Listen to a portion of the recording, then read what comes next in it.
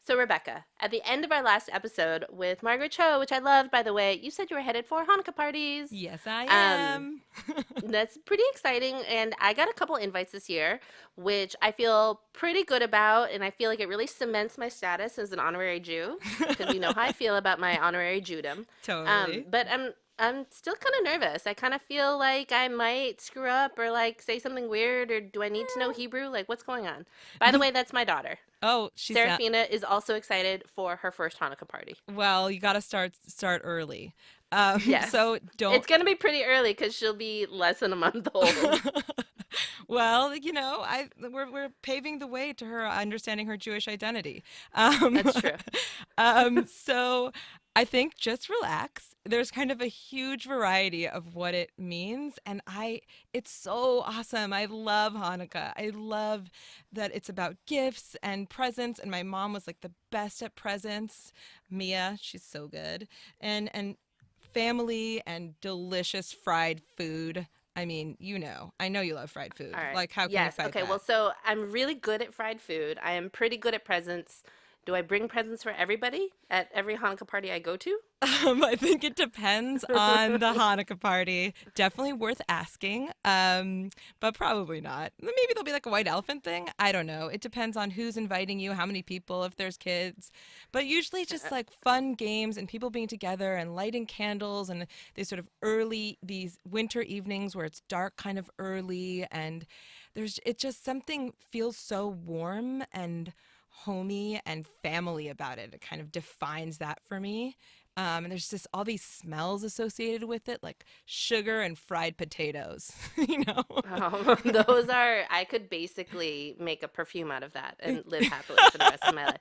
All right, so I am still a little nervous, so I'm going to ask I don't know, dare I call her our educator, Franny Silverman, to talk to us about the best tips for a non-Jew at a Hanukkah party. Awesome. I cannot wait to hear what she tells you. All right, here we go to Franny. It's my party and I'll cry if I want to. Cry if I want to. Cry if I want to. You would cry too if it happened Hello to the lovely Franny Silverman, artist, super Jew, mom, and I'm really gonna avoid trying to make this bad joke again, but educator. So, Franny, tell everybody who's listening, how do you mash up? So I am a Jew lady who was born to two Jew folk, from a long line of Jews.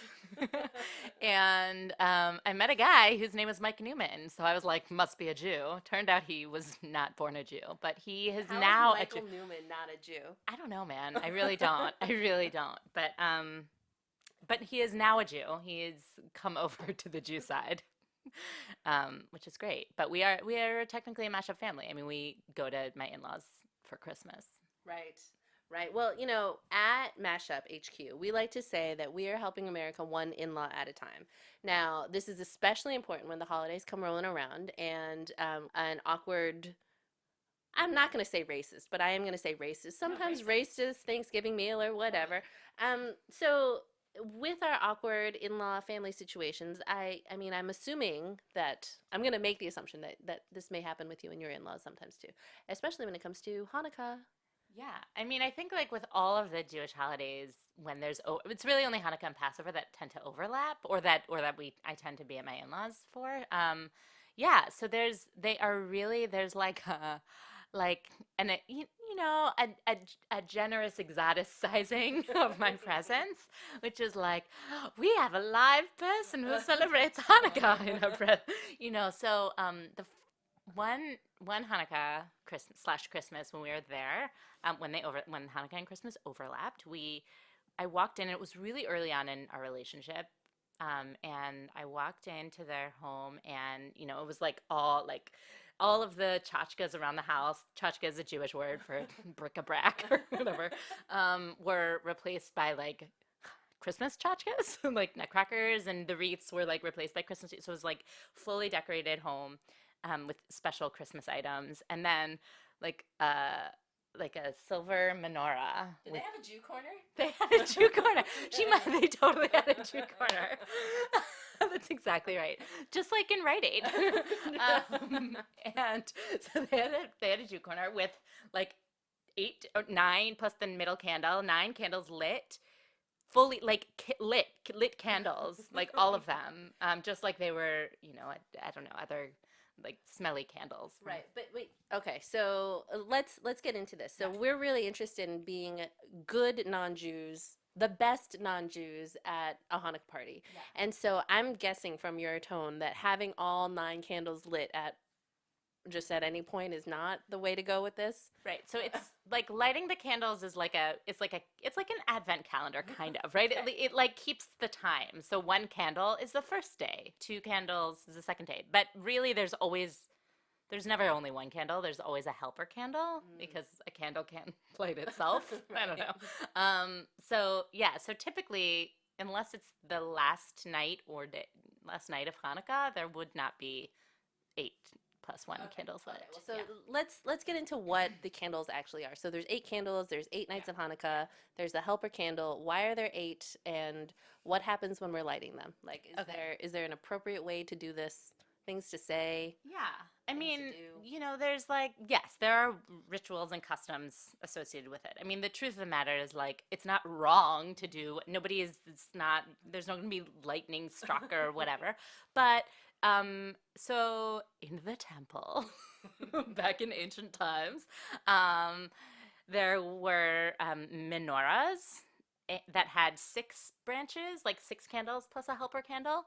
And so the Hanukkah menorah, which is actually called a Chanukiah, but everybody just calls it a menorah, is adopted from that, except it has 8 candle things for the 8 days of Hanukkah, which is a whole other reason why it's 8 days. But anyways, that's that story. So there is a blessing. There's number 1 blessing that you say anytime anything happens for the first time in Jewish anything. So we could say it right now because this is the first time we're having a podcast. Can we bless our podcast? Yeah. Do you want to do it? Do it. Yeah. Okay. I'll do it to a Hanukkah tune blessing. Ready? Do it. Baruch atah Adonai Eloheinu melech haolam. You should dance while you do this. Shehechianu, for bringing us life. V'kiyamanu, and for sustaining us. V'higianu, and for actually bringing us here. Lazman hazeh, to this exact moment in time.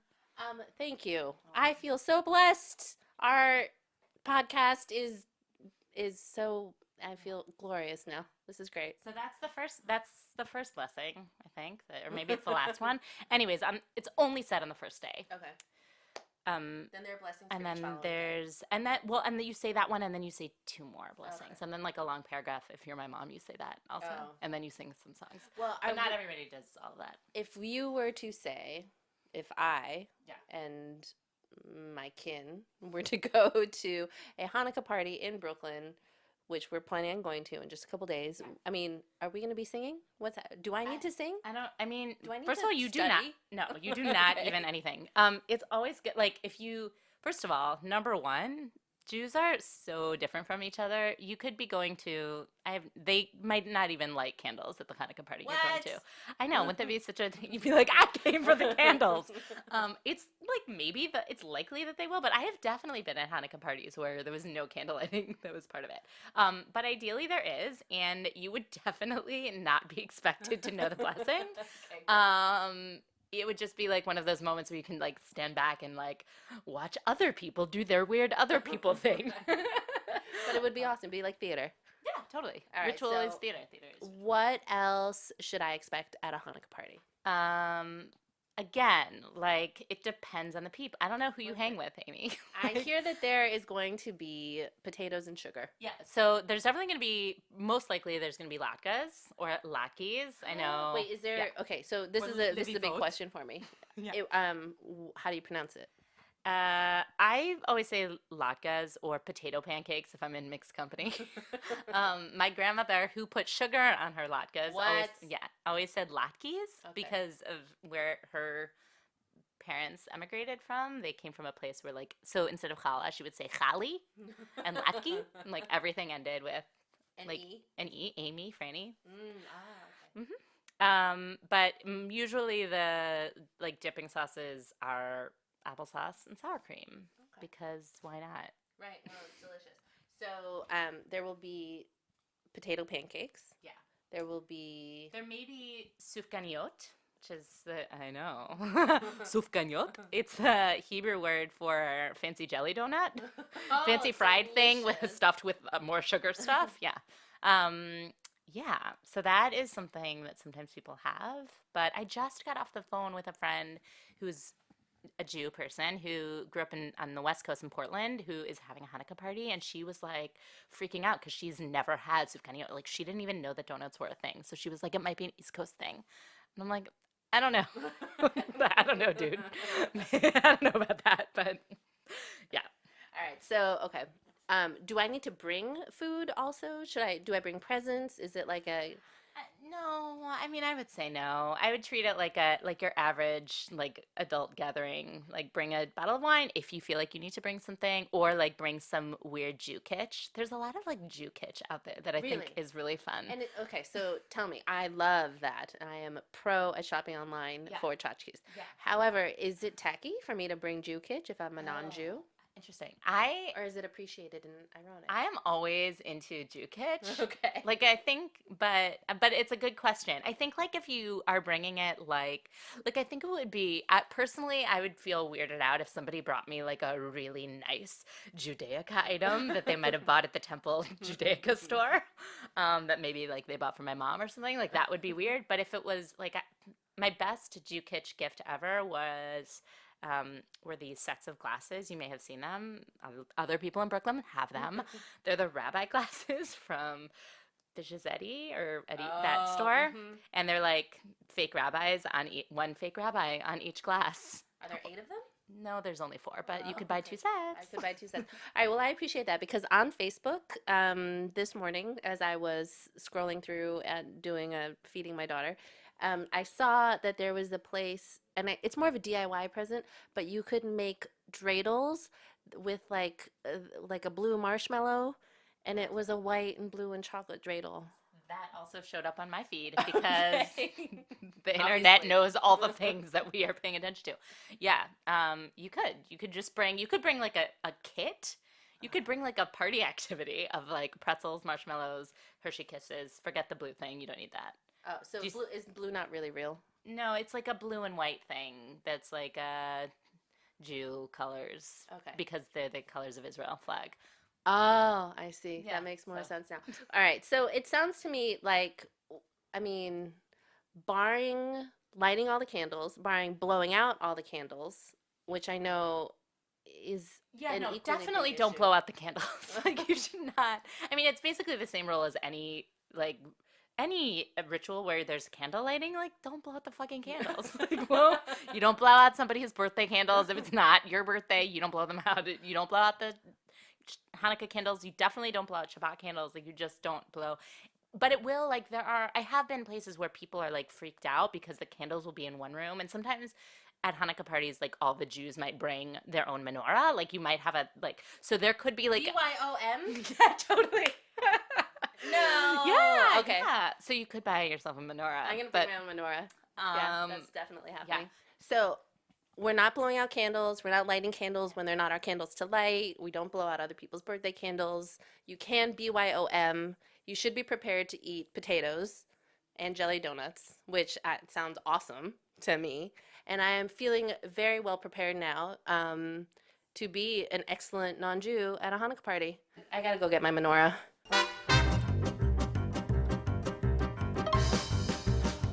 And for anybody who's listening, there is a full list of tips on how to be the best non-Jew at a Hanukkah party at mashupamericans.com. You can also check out some of Franny's other wonderful contributions to our site, such as your tips for the best new Jew year.